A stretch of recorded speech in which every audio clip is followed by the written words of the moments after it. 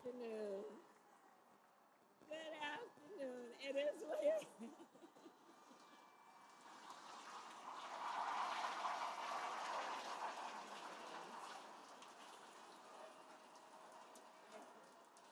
Okay. All right. Okay. Okay. We got some work to do. All right.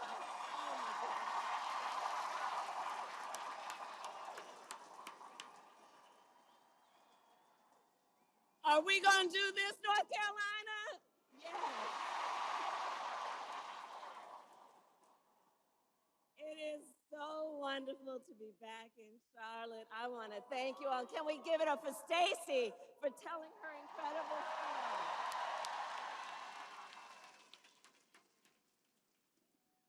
And can we please thank that incredible Anthony Hamilton for his incredible performance? I love Anthony Hamilton. Um, and it is so good. I love you back. I love you back. Thank you. And we have so many outstanding leaders here today, including my friend, Governor Roy Cooper, and your next governor, Attorney General Josh Stein. And here with us is your next Attorney General, Congressman Jeff Jackson. Mayor Lyles, my dear friend, the Council of State candidates, and all the leaders who are with us today. I thank you all, everyone here for taking the time and doing the work you are doing. Thank you, thank you, thank you, thank you, thank you. All right, so here's the thing. Okay, we got a lot of work to do. Okay, so North Carolina, you probably know, please have a seat if you have a chair. 2 nights ago, Donald Trump and I had our first debate.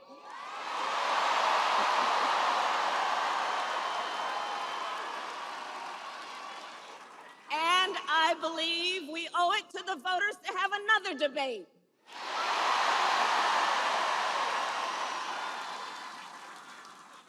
Because this election and what is at stake could not be more important.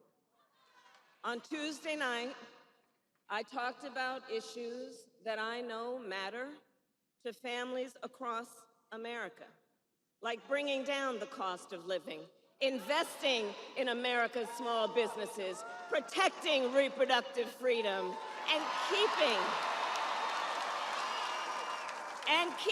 our nation safe and secure. But that's not what we heard from Donald Trump. Instead, it was the same old show.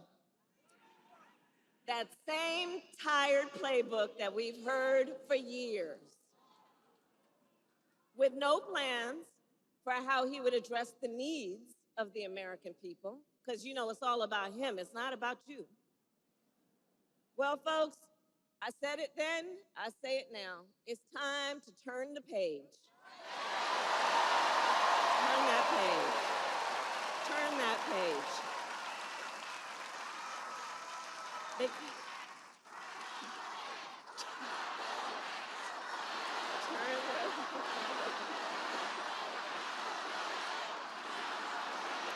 Because, to your point, America is ready for a new way forward. We are ready for a new generation of leadership that is optimistic about what we can do together. That is why Democrats, Republicans, and independents are supporting our campaign.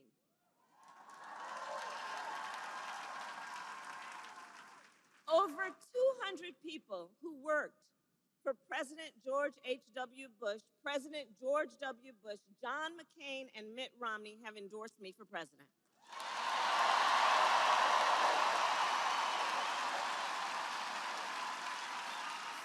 Former Vice President Dick Cheney and Congresswoman Liz Cheney are supporting me as well.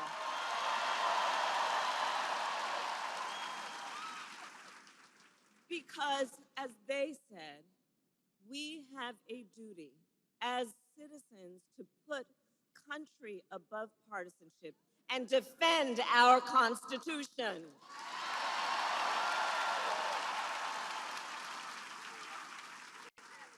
And that is my pledge to you. I will always put country above party, and I will be a president.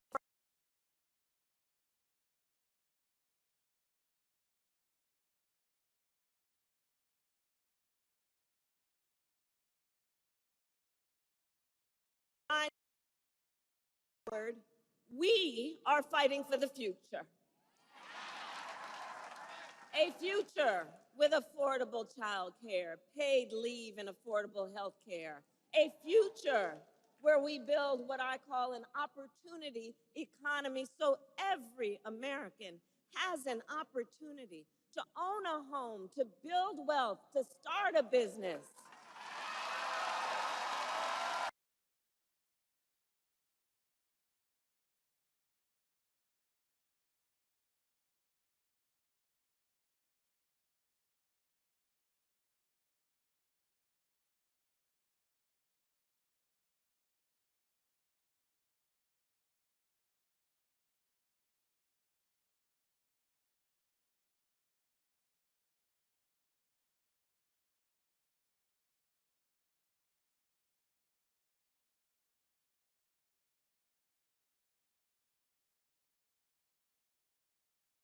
They're leaders in the community, they're civic leaders. They hire locally, they mentor, they're part of the fabric of the community. And I know they are the backbone of America's economy.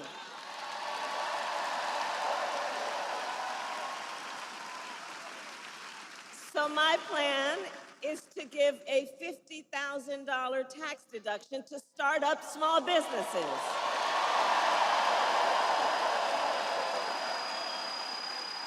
Because, you know, not everybody started out with $400 million on a silver platter and then filed for bankruptcy 6 times. But a whole lot of people have the ingenuity, the entrepreneurship, the work ethic, and the ambition to do that kind of work and just need to be seen and supported for what they are and what they do for all of us.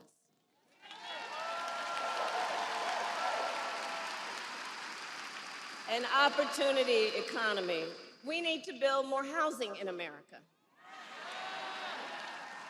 And so we are going to cut red tape and work with the private sector to build 3 million new homes by the end of my first term.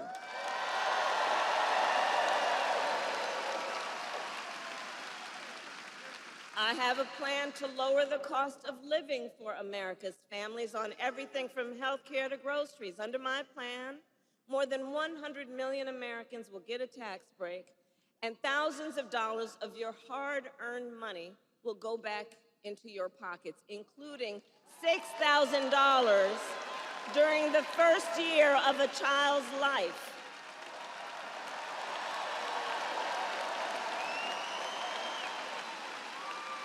And I will always put middle class and working families first. I grew up a middle class kid. I was raised by a hard-working mother who saved up, and by the time I was a teenager, she was able to afford to buy our first home. I understand how people work hard and have dreams and aspirations for their children and need to be put first. Understanding, again, when the middle class is strong, America is strong. America is strong. But Donald Trump, well, he has a different plan. Just Google Project 2025. It is a detailed and dangerous blueprint for what he will do if he is elected president. Donald Trump will give billionaires and big corporations massive tax cuts and cut corporate taxes by over $1 trillion, even as they pull in record profits. He will add more than $5 trillion to the national debt. He intends to cut Social Security and Medicare. And he wants to impose what is, in effect, a national sales tax. I call it a Trump sales tax, because it will be a tax on everyday basic necessities, which the economists have measured will cost the average family nearly $4,000 more a year. And the top economists, they've previewed our plans. They've reviewed them. Goldman Sachs says my plan would grow our economy, and his plan would shrink it.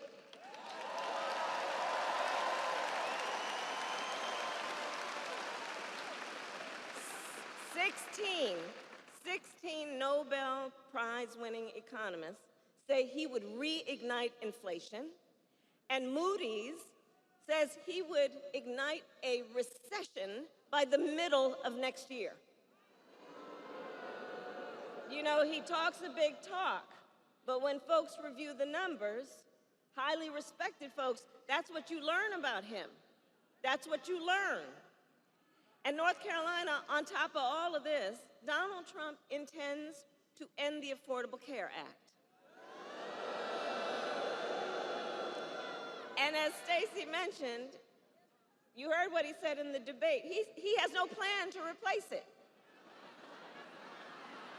He said, concepts of a plan. Oh, you all watched the debate.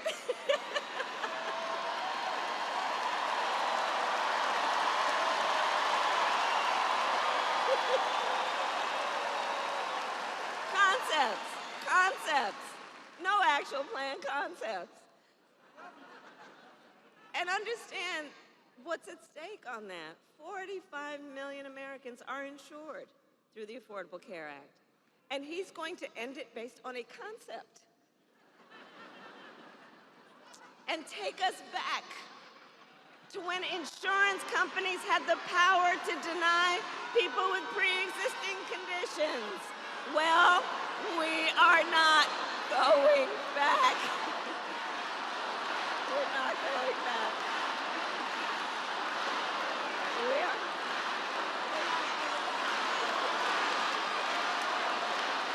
We're not going back.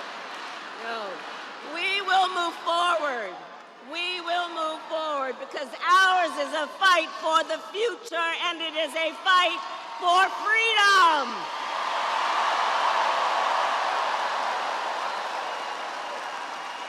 Like the fundamental freedom of a woman to make decisions about her own body and not have her government tell her what to do.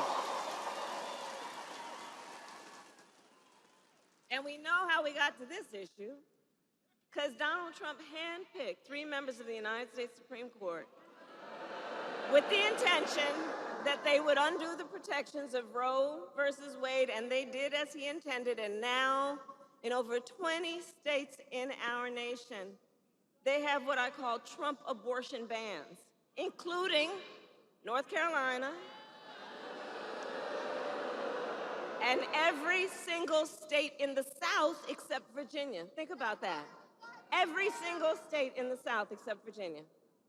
Now, 1 in 3 women in America lives under a Trump abortion ban. Many with no exceptions even for rape and incest. It is immoral. It is immoral. And I know we all here understand and agree one does not have to abandon their faith or deeply held beliefs to agree the government should not be telling her what to do with her body.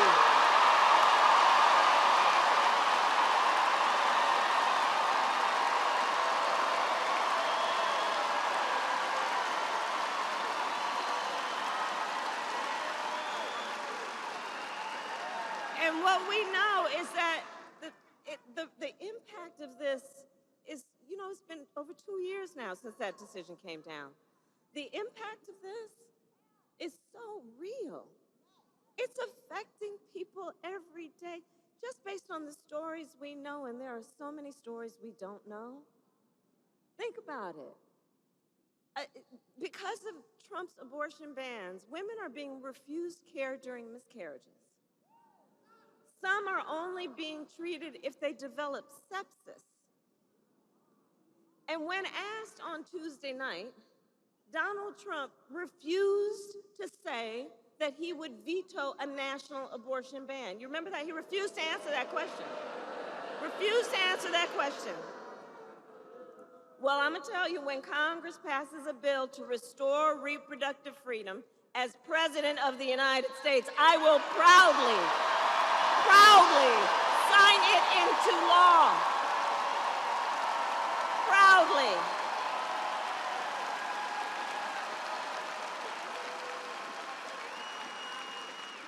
And across our nation, we are witnessing a full-on assault on other hard-fought, hard-won fundamental freedoms and rights, like the freedom to vote, the freedom to be safe from gun violence, the freedom to breathe clean air and drink clean water, and the freedom to love who you love openly and with pride.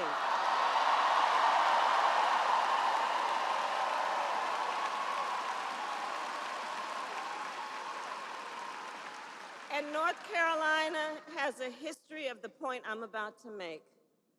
Generations of Americans before us led the fight for freedom. And now the baton is in our hands. It is in our hands. So we who believe in the sacred freedom to vote will finally pass the John Lewis Voting Rights Act and the Freedom to Vote Act. And we who believe in the freedom to live safe from gun violence will finally pass an assault weapons ban, universal background checks, and red flag laws.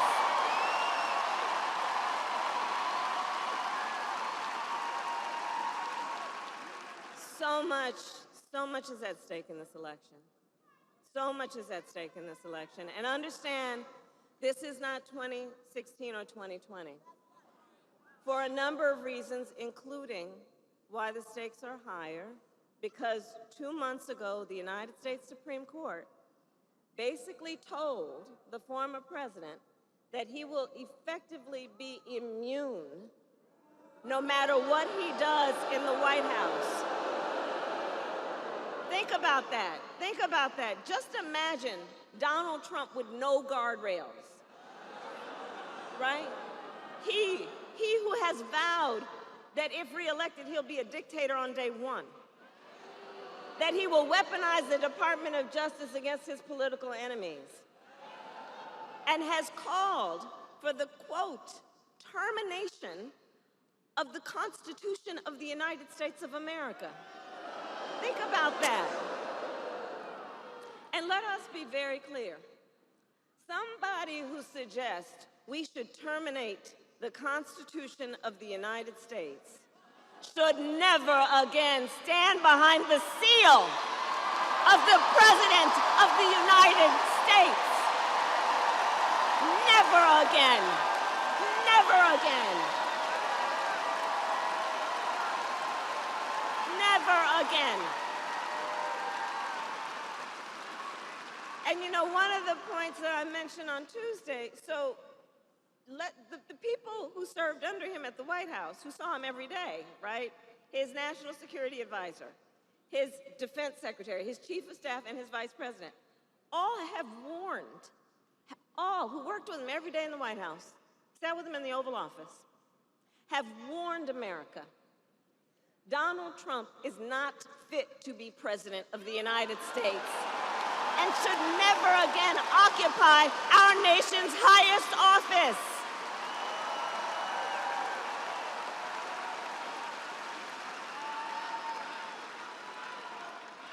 So and we're not going back.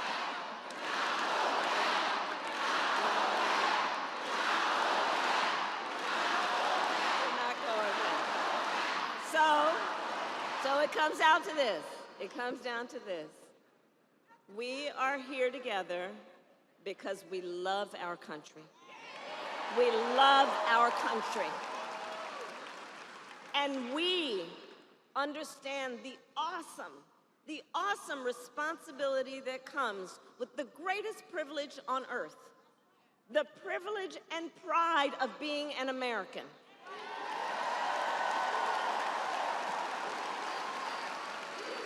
That's right. That's right. That's right. That's right. That's right. Right.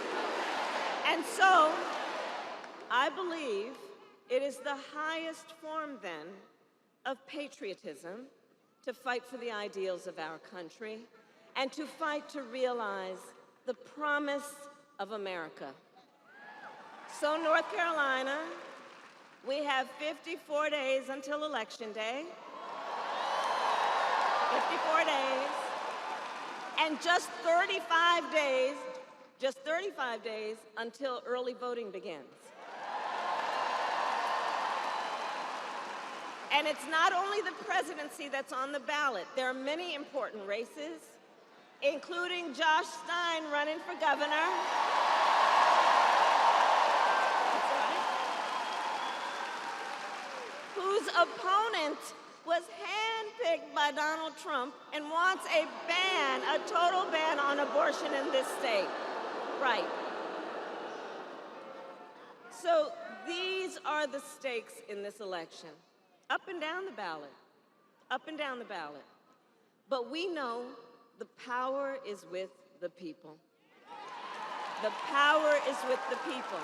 And your voice is your vote, North Carolina. Your vote is your voice. And we know, here's the thing also, we are loving our campaign, aren't we? We are loving this campaign. We're having a good time. We're having a good time. I know that. But here's also the thing.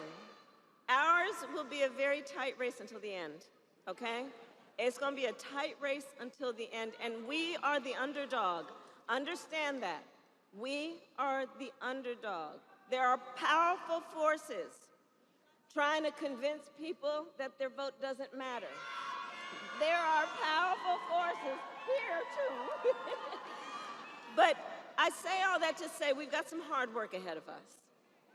But here's the thing I love about everybody here. We love hard work. Hard work is good work. Hard work is good work. Hard work is good work. And with your help, we will win in November. We will win. We will. We will win. So, North Carolina, today I then ask you, are you ready to make your voices heard? Do we believe